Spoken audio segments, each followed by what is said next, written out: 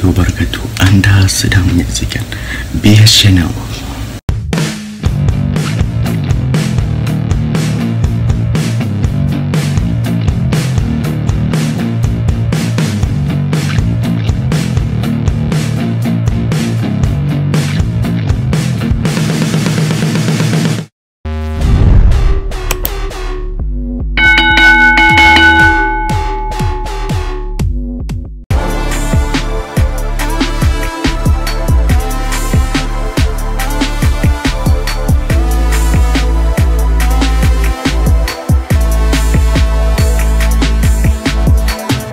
Hari ini bersetuju untuk melaksanakan Perintah Kawalan Pergerakan Bersyarat ataupun PKPB di negeri-negeri ini berkuat kuasa selama 4 minggu bermula 9 November sehingga 6 Disember 2020. Pelaksanaan PKPB ini membolehkan KKM melaksanakan saringan secara bersasar dan mengurangkan pergerakan dalam kalangan komuniti di samping untuk mengekang penularan COVID-19 di negeri-negeri ini. Jadi PKPB di seluruh negeri di Semenanjung kecuali 3 negeri, iaitu Perlis, Pahang dan Kelantan. Negeri-negeri lain semuanya dikenakan Perintah Kawalan Pergerakan Bersyarat PKPB. SOP-nya samalah seperti yang telah saya umumkan di PKPB tempat lain, tapi untuk lebih jelas supaya mungkin ada yang terlupa, yang pertamanya adalah dari segi seperti saya kata tadi, kita nak mengurangkan pergerakan supaya tidak ada jangkitan keluar daripada kawasan negeri dan daerah-daerah yang berkaitan yang didapati sudah pun meningkat kesnya. Oleh itu pergerakan keluar masuk merentas daerah dan negeri tidak dibenarkan kecuali kes-kes kecemasan dan perlu mendapat kebenaran daripada PDRM. Jadi untuk mendapat kebenaran PDRM ini, saya ingatkan bahawa untuk mempermudahkan, dapatkan borang melalui FB, Facebook PDRM. Ada borang permohonan tersebut, boleh di print out dan pergi ke balai polis untuk mendapatkan tanda tangan ataupun cop saja. Jadi tak perlu beratur untuk dapatkan borang pun. Borang ada di dalam Facebook PDRM.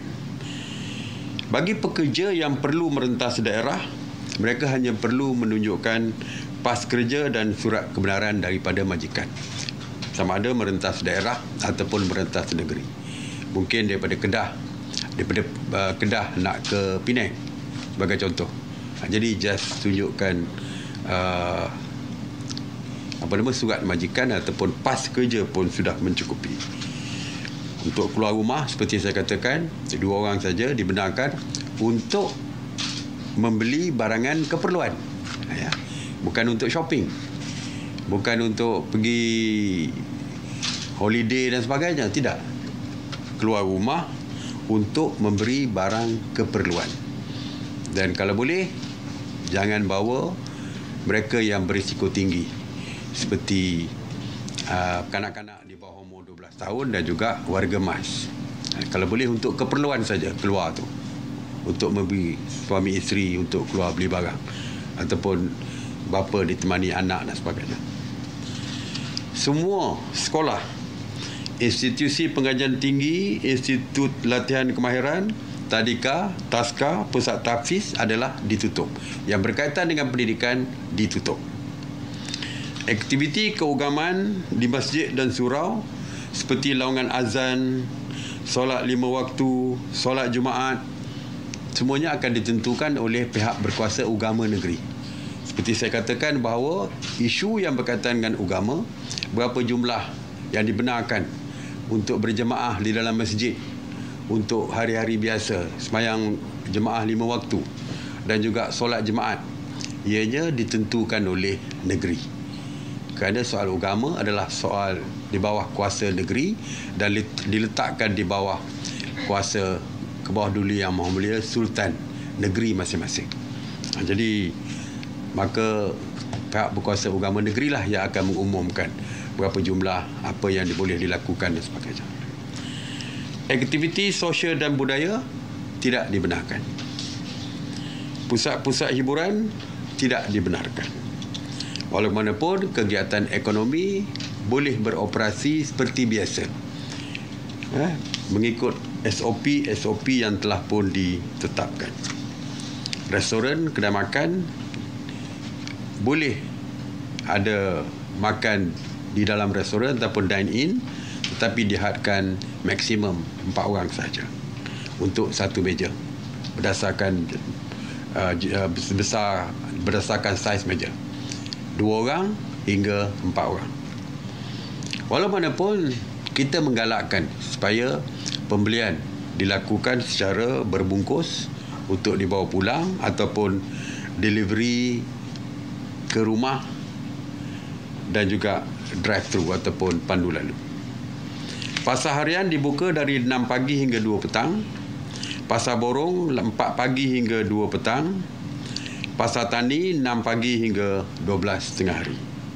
Pasar malam bermula daripada 4 petang hingga 10 malam, tetapi mesti dikawal ketat dan diawasi oleh anggota rela. Dari segi keluar masuk, dari segi bila nak membeli barangan tu mesti ada beratur. Antara gerai dengan gerai dipisahkan dengan jarak yang telah pun ditentukan. SOP-nya telah ada waktu kita mula membuka pasar malam, pasar tani dan sebagainya. Operasi stesen minyak daripada 6 pagi hingga 10 malam. Walaupun di highway dibuka selama 24 jam.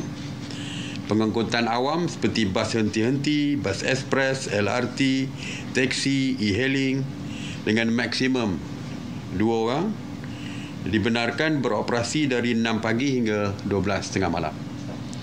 Ini kerana industri masih dibuka, jadi mungkin ada shift malam, jadi sebab tu kita benarkan.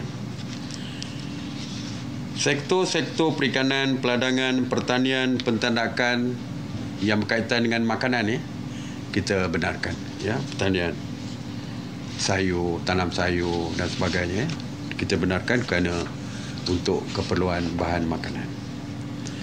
Waktu operasi klinik dan hospital adalah 24 jam, manakala farmasi 8 pagi hingga 11 malam.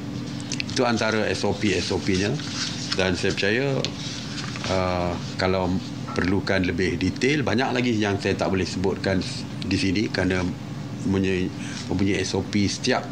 Setiap industri pun ada SOP sendiri. Jadi setiap sektor pun ada SOP sendiri. Boleh rujuk ke laman Sesawang MKN. Oleh kerana Kuala Lumpur, Putrajaya, Selangor dan Sabah akan tamat PKPB mereka, jadi apabila PKPB di seluruh Semenanjung kecuali 3 negeri tadi, maka Kuala Lumpur, Wilayah Persekutuan Kuala Lumpur, Putrajaya, Selangor dan Sabah juga akan automatik disambung.